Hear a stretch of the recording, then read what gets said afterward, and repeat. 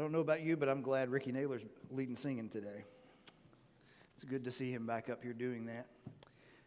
I also want to remind everyone of NHC this afternoon at 2 o'clock. Last month we were not able to meet, but this month we will, and that's today at 2 if you can come and be with us. In the month of November, obviously we're celebrating Thanksgiving, and that involves traveling home for many of us, or welcoming people back into our home, welcoming our children and grandchildren and other things back into our homes. And home, ideally, is a place of great joy, and it's a place of comfort and a place where we are welcome. However, not every family will enjoy that peace and that harmony for a multitude of different reasons. But the overall point, I think, that God wants us to create in our homes is a place where people are welcome, and the old adage that says, you can always come home. You can always come home. And so in thinking about that and coming home, over the next 2 or 3 weeks, I want us to think about homecoming. What does it mean to be welcome at home with God? Or maybe it's a time for us to sit down and examine our relationship with God and see if we need to come back to where we're supposed to be. And so as we do that, I want us to think about Luke chapter 15.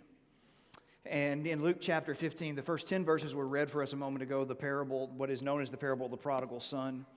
We will look at in just a moment. But there is debate when you look at this chapter about whether or not these are really 3 parables or they're just one whole parable. That is, you notice how there's a progression of thought anyway, that you go from 100 sheep to 10 coins to 2 sons. And that as you go, the value tends to increase in its nature as you watch the sheep and then the coin of its value, and then obviously a child being much more valuable than that.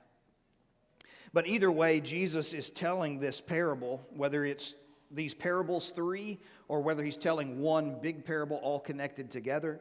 He's telling it because there are some people who are gathering around to him who are toying with the idea of coming back to God even though they've wandered away. And of course, there are groups of people that are critical of him. And so Jesus tells this story or these 3 stories to help them contemplate some things about homecoming. And so this morning I want us to think about the reason for homecoming. Okay, if we have wandered away from God, these are the reasons why. This is how. These are some of the ways that we can wander away from God. And then next week, look at the road to homecoming. What are some things that have to dawn upon us? What are some things that we need to do in order to move in that direction? And then hopefully in the 3rd week, look at the reactions that people have toward homecoming. And so as we think about it this week, I want us to just look at 2 things. Number 1, the need for homecoming. And number 2, the nature of sin, because sin is the problem that creates the need for the homecoming. And so as we think about this, number 1, the need for homecoming. When you look at these 3 stories, they fall into 2 categories. In the first 2 stories, the individual that is the sheep or the coin, they are both lost because of carelessness. Carelessness, okay? So when you think about, for an example, the sheep, it's lost due to its own carelessness. Sheep are by nature not very alert creatures. They're not highly intelligent. They have a tendency to wander away. They put their head down and they can be grazing, and before you know it, they can look up and nobody's around. And so in the sense of not paying attention to their surroundings, they find themselves sometimes in less than favorable surroundings. And so one of the images that it shows us is that sometimes we're lost because of our own personal carelessness. There are a great deal of people this day who are away from God, not because they got up one day and said, I'm done, but rather because over time they drifted. And that image is seen all throughout the New Testament. Galatians 6 and verse 1, if a person is overtaken in a fault, that is, something becomes bigger than them and it begins to overwhelm them. Or in Hebrews chapter 2, we got to be aware lest we drift away from the things that we have heard. It's not something that we hear what God has to say and then we walk away, but like a ship that just slowly but surely is carried along by the current. We're carried away from God. We don't intend to, and then we wake up one morning and we look at our life and we say, how in the world did I get here? It happens so often. And so sometimes we're lost due to our own personal carelessness. Sometimes we can be lost due to the carelessness of other people. Now, while I will state on the front end, every individual has the responsibility before God. But that does not give us a free pass that if we mistreat people, to believe that God won't hold us accountable for mistreating people and driving people away from God because of our mistreatment. And in this particular story that was read for us, this lady misplaced the coin. She lost it. And sometimes there are people that are lost because of the carelessness of other people, the way that they have been handled. When what they really needed was a hug, they got a hit in the head with a 2x4. You can understand it. So some people are lost because of carelessness. Other people are lost because, honestly, it's their own conceit. It's a choice that they make to do things. For an example, when you look at the prodigal son, the younger son in this particular story, what does he do? He decides, I want my inheritance, and I'm going to go and live the way I want to. It's his own conceit. I think that what is out there is better than what my father has provided. I want to take what he has provided and I want to go and do with it as I please right now. And I want what I want right now, and that's about as far in the future as I'm thinking is right now. And so he takes it, and because of his own conceit, he sees that if I get away from my dad, I'll have license to do what I want to do. And anybody in this room who is an adult can tell you, the first time you step away from your parents and you understand just how easy it is to make a decision, you can feel the weight of it. And many times it comes as a surprise to us just how easy it is to make the wrong decision. And so that's the prodigal son, the younger son. His own conceit, he believes that freedom is outside of his father's house. But then you've got the older brother. And what's interesting is the older brother is just as lost as the younger brother. He never leaves home, but he never really loves his father the way that he should. You see, when his father comes out to entreat him at the end, at the second half of this parable, his father comes out to entreat him, and what does he say? All these years I have served you. Literally, I've been your slave. And I never at once transgressed your commandment. Which, by the way, yeah, right. Okay? Show me a kid who never transgressed the commandment. Yeah, right. So he's saying, but I never once transgressed your commandment, and you never gave me a young goat, a kid. Okay, so the prodigal gets the fatted calf, the one that's prepared for special occasions. You never gave me a throwaway kid to eat with me and my friends. And so you see, his view of his father is that his father is unfair, he's unjust, he's not generous. And so he ends up being lost because of his own conceit. He believes that what he has, or what is coming to him by his father, that his father rightly owes it to him because he has been such a good son. And what that illustrates to us, especially as religious people, we can get in the notion that says God owes me something because I've been a good person. God owes me heaven because I have obeyed perfectly what He has said. Instead of understanding that no, just like my younger brother who took our dad's inheritance and squandered it, all of that inheritance came from a gracious gift from our Father. And so does my inheritance as the older brother. All of it comes as a gracious gift from my Father. I wasn't owed it. I was not due it. But I was given it by grace. And so that leads both of them to need homecoming. And what's interesting is, and the old statement goes when you're talking about the older brother, is that you can go astray and yet never go away. You can show up and you can be involved and you can do the right things, but you can still be just as far from God as the prodigal who's in the foreign country. So, the reason, the nature, and the need for homecoming, well, all of that is because of sin.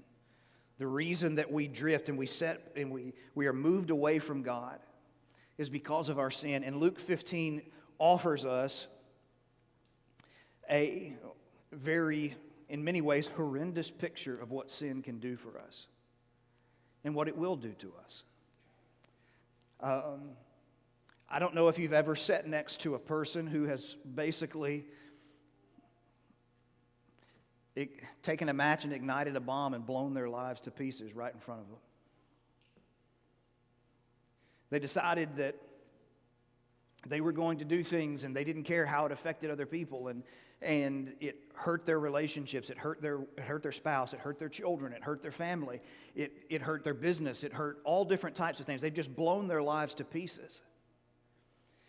And one of the temptations that we can have is to think, well, I'm glad I haven't done that, or I'm glad I will never do that. Listen, we're all a few dumb decisions away from blowing up everything we've worked our lives for. And that's the nature of sin. When, at the conclusion of World War II, as they were preparing for the trials at Nuremberg, a young psychiatrist was interviewing a number of the men who were to stand trial, among whom was Hermann Göring, the second in command in the Nazi Third Reich. And so the belief at the time was that there had to be something mentally impaired in the Nazi psyche. They were interested to look at their brains to see what the disease was. What was it that caused this great atrocity? And the young psychiatrist came back, and pretty much everybody rejected his position at the time, but now it's universally understood. What did he say? There's nothing wrong with their brain. There is no deficiency. They made decisions, and those decisions formed them, and they committed atrocities. And it's not because they lacked education, because they were the most educated nation on the planet at the time they did it. What's his point? This is where he really got in trouble. He said it could just as easily happen in America as Germany. All it takes is a few decisions. That's the way we have to understand the seriousness of our decisions and the consequences that can come from them. And so as we think about then this parable, here are a number of things, and we're going to just look at them very briefly, each one, that we need to understand about sin and what it does to us. First of all, it puts us in extreme danger. It puts us in extreme danger. In verse 4, when it says that what man of you having 100 sheep, if he has lost one of them, does not leave the 99 in the open country and go after that one which is lost until he finds it? Why is he so frantic? Why is he willing to leave 99 behind to go for one? Because the one is in danger. The one is in danger. He has endangered himself. And that is what has led many theologians throughout the centuries to say that when you look at a person who's living a life of sin and yet they appear to be so joyful and happy, it's not because of their understanding of their situation. It's actually their ignorance of how close to death they really are. It's not that they're so happy in their situation, they're joyfully ignorant. It's like you're playing on top of a snake hole and you're just having a great time and you don't realize what's beneath the surface. You're happy, but part of the reason you're happy is because you're ignorant of the danger that lurks beneath you. And that's the way sin is. A lot of people are very happy in it, but they're happy in it because they're ignorant of the danger that is inherent in it. And that's what this sheep did not understand. And there is a reason that the Bible presents the devil as a roaring lion, seeking whom he may devour, or to sift one like wheat, Luke chapter 22. Sin is not something that is little, it's not something that's not a big deal, it's something that puts us in grave danger. Number two, it makes us sin can make us directionless. This sheep, he looks up, he's out grazing. You can see it. He looks up and he doesn't know where he is. Nor does he know how to get back home. Sin sometimes can so disorient us that we become directionless. We're not even sure why we're doing what we're doing anymore. We're not living lives on purpose anymore. We're just kind of drifting. We're kind of coasting. We're kind of floating with the current of, whatever everybody thinks and says, that's what we're going to do. And one of the things sin does, as we'll see, as is very much illustrated in the prodigal son, is sometimes it can make us believe that there's no way to go back home. Number 3, sin is about self-deliberation. It's a focus on myself and what I want and what I need, and it gives no consideration to other people. Sin at its very nature, in its very heart, is selfish. It only asks the question, what I want at the moment, a complete disregard for what does God want, a complete disregard for how my actions might affect the people that are around me. A couple of years ago, a study came out that said, now listen to this, this was studied and pronounced and proclaimed in academia. A study came out that said that men and women are less likely to commit adultery if they stop and think of the consequences of their adultery on their spouse. We don't need a study for that. We need a good dosage of common sense and humanity that does not buy the garbage that says, look, it's my life, it only affects me. That is a lie. There is nothing that you do and there is nothing that I do that only affects us. Period. That's why Paul would say, and later poets would say, no man lives to himself and no man dies to himself. No man is an island to himself. We are all interconnected. And the decisions that we make affect and hurt other people if they're not the right ones. Number 4, sin creates distance between us and God. It leads you further and further away from God. And then you wake up and say, how did I get this far? How did I get this far?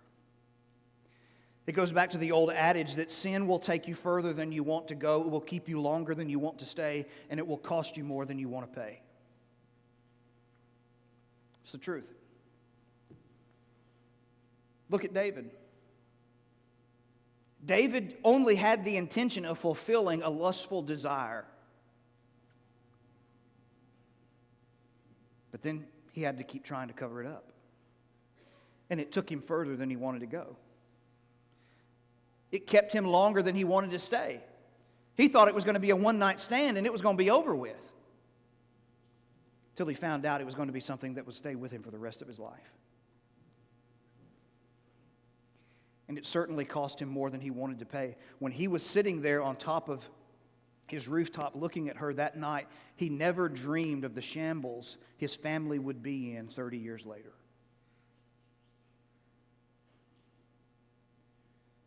Sin, and then you wake up and think, how in the world did I do this?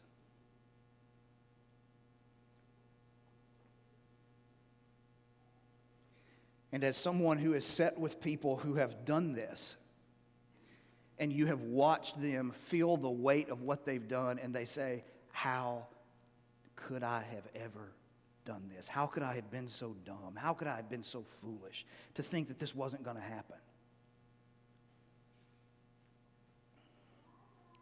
The lesson for us is not to look at them and say, I would never, and I'm better than you are. The lesson for us is to look at them and to take heed to what they have done and just see just how possible it is for us to do the same thing.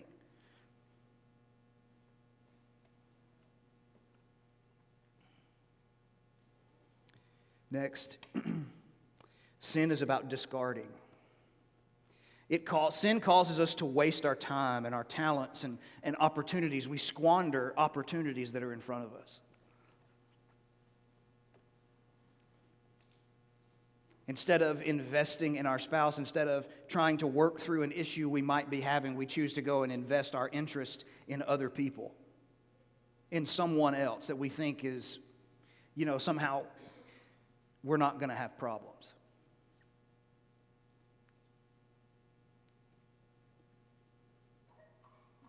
Listen, when you think about this young man, this prodigal, what was he capable of? He had his whole life in front of him. And what was he doing? He was feeding pigs. An unclean animal. Some of the smartest people this world has ever known and some of the most talented people this world has ever known have amounted to absolutely nothing.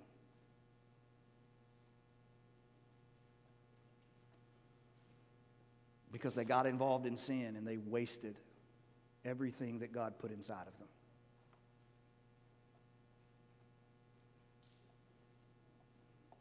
Sin forces you to discard yourself,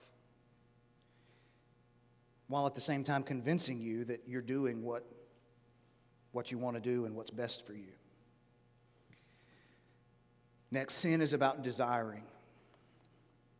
It's about desiring. And that is, sin promises you satisfy your desires. Okay, you satisfy your desires. If you do this thing, it will give you what you're looking for. Yeah, not really. Now listen, is sin pleasurable? Well, certainly it is. The Bible says that it is.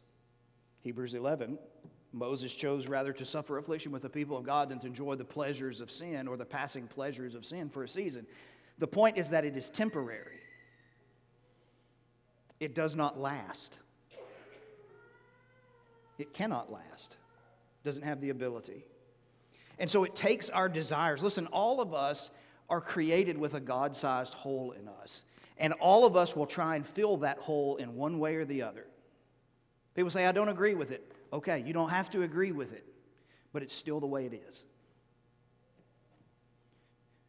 You have a God-sized hole in you, and I have a God-sized hole in me. And every time we try and fill it with something other than God, we're going to find that it's like eating food continuously and we're still hungry.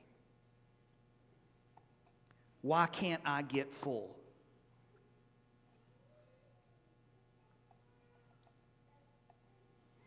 Because there's no substance to it. Sin promises to bring that fulfillment and to fulfill that desire, but at the same time, it can't.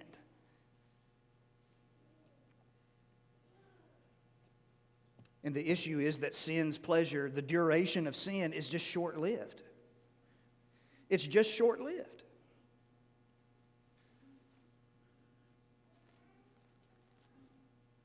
Look, we can engage in certain things, we can engage in sinful behaviors, and we can enjoy them, but they're only going to last a short period of time. That's it.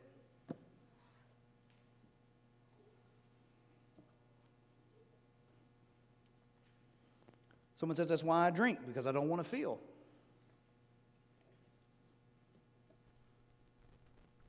And when you sober up, what comes right back? Your feeling. You see, what you're actually doing is not treating your problems at all. You're running from them. I'm not saying that in a judgmental tone. I'm saying that purely as an analysis of the situation. That's what we're doing. And isn't it amazing that so many people who are living lives that so many people are envious of, you know how much they love their life? So much that they can't bear to go a day without numbing how they feel.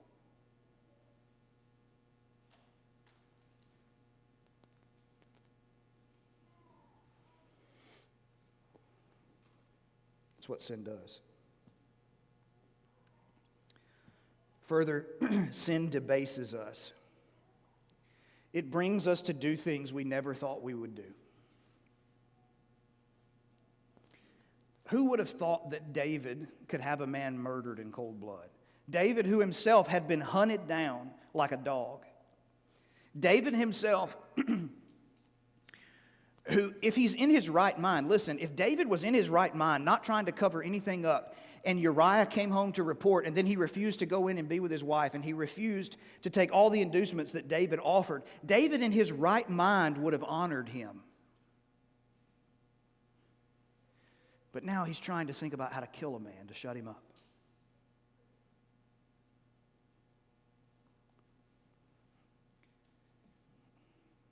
That's the thing. It's like this endless, you just keep pulling. And you can't get to the bottom of it. It just keeps forcing you to do other things and other things and other things. And you're doing things that's why people can commit those things and say, that's not who I am. I don't know why I did that.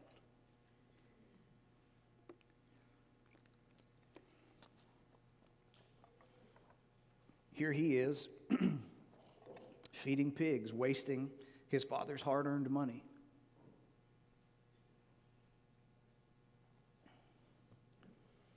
Next, sin will disgrace us. Is it true that all sin can be forgiven? Yes. Does it mean you're ever going to get rid of the mark that can go with it in the eyes of other people sometimes? Absolutely not.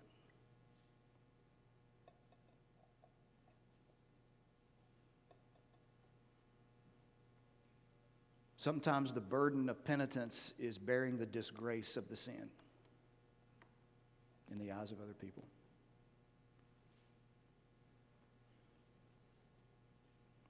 Look, it leaves him in the absolute gutter. Look, take this even further. It leaves him destitute. He left there from what appears, from all appearances, it seems that his father was a wealthy man. He left there clothed probably in the finest thing he could wear. When he comes home, he doesn't even have shoes on his feet. He doesn't have decent clothing. He doesn't have a piece of jewelry left. He has completely wrecked himself. He literally has nothing to offer. And this is something we have to understand. Okay, let's say we live our lives in sin and we live and we die a good old age. Okay, but then we've got to do something else. Then we've got to stand in front of God. And we've got to have something that we can hold on to, someone we can hold on to help us on that occasion. And if we spent all of our life here wanting nothing to do with God, and then somehow we're going to get up there wanting nothing to do with His Son who came to save us, and then we get up there and we try and wrap our arms around Him, that's not going to work.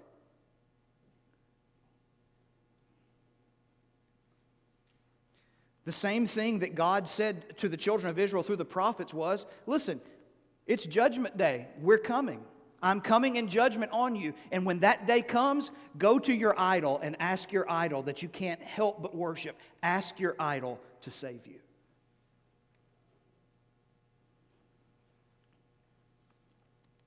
One of the most pitiful thoughts in all the world is a person standing in front of God, looking at Jesus saying, please help me, and Jesus having to say, why don't you ask everything you built your life on to help you?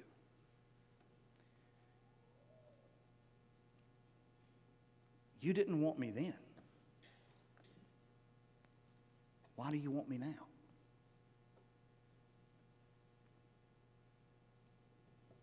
So at the end of our lives, into eternity, it leaves us absolutely destitute and holding nothing. I've got nothing.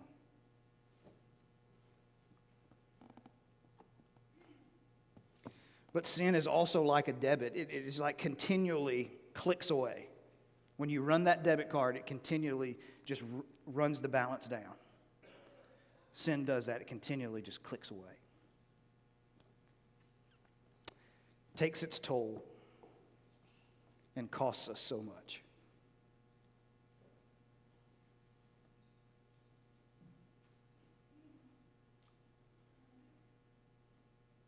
But really, this is the worst part of all, is that sin kills us.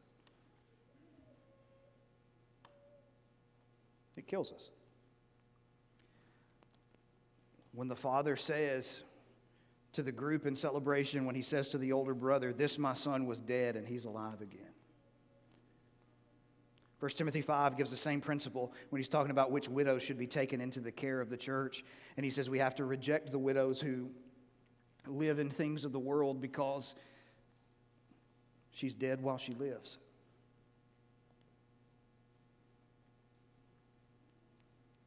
Sin kills us. And look, we can say, and we can convince ourselves that it's okay for me to do this because, and you can insert, listen, we all have justifications for them, right? We all find a way to justify it. But that's just it.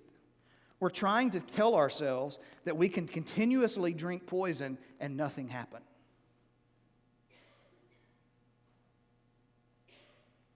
No, it's going to happen.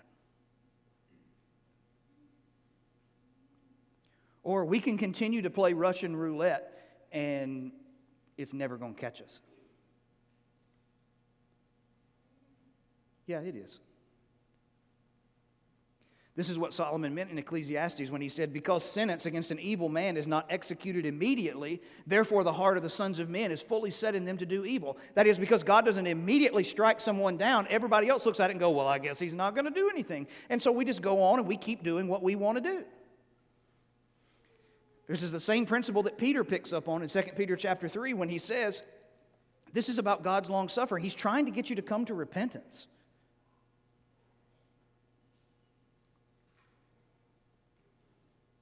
But ultimately, sin kills us.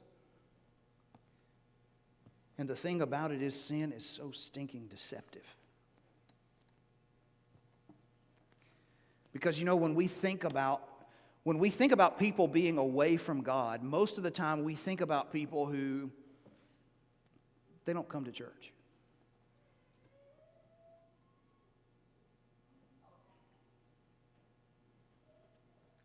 But the older brother went to church all the time.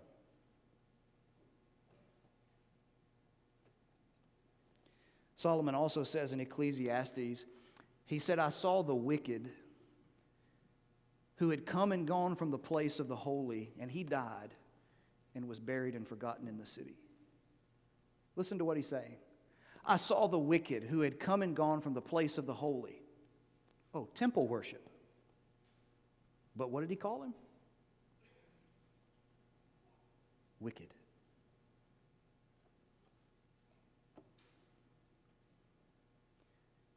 You see, that's the most dangerous form of deception of all.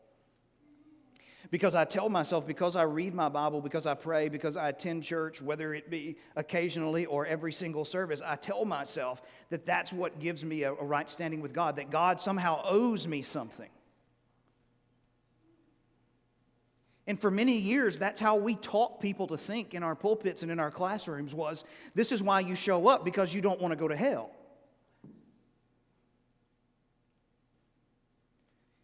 And all we did was breed older brothers. People who could walk in and say, "I'm not going to hell because I showed up." As if somehow that is the metric.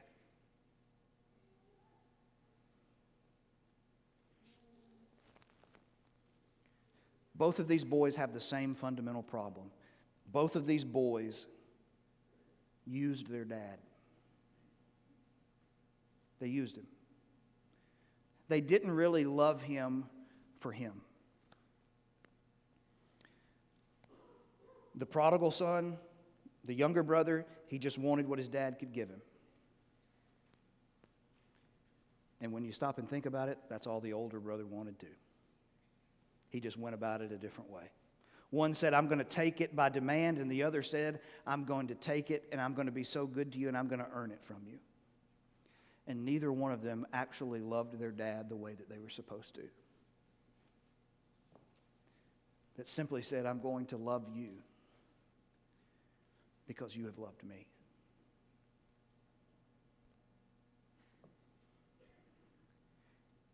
And that's truly the person who is at home.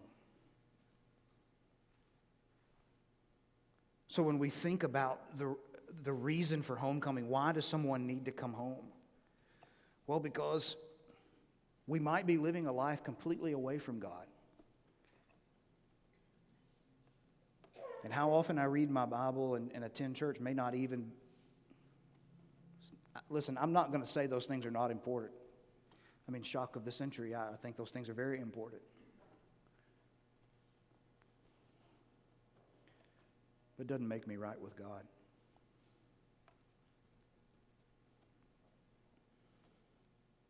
Maybe somebody this morning needs to just simply hear this question. Are you tired yet? Are you tired yet?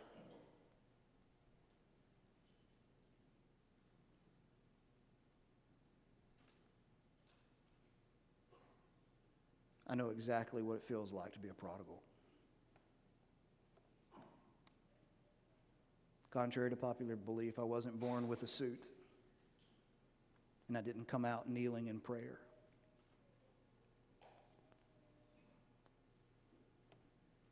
I was at church every service, made announcements, led prayer,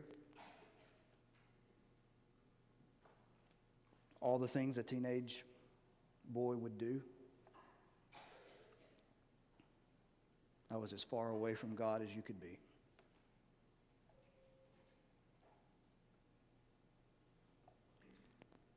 And I remember how tiring it is.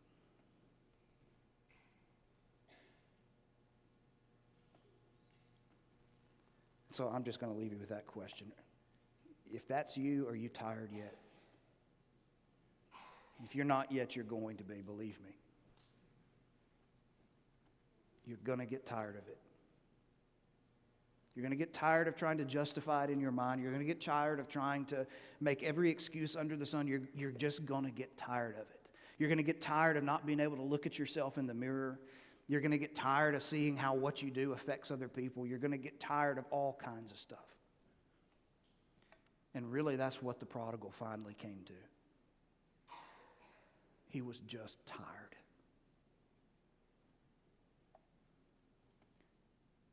And if you get to the point where you're tired, just come home. You can always come home. And if we can help you with that this morning, we want to. Maybe that's something we talk about or pray about together in a more public way. Maybe that's something we talk about privately.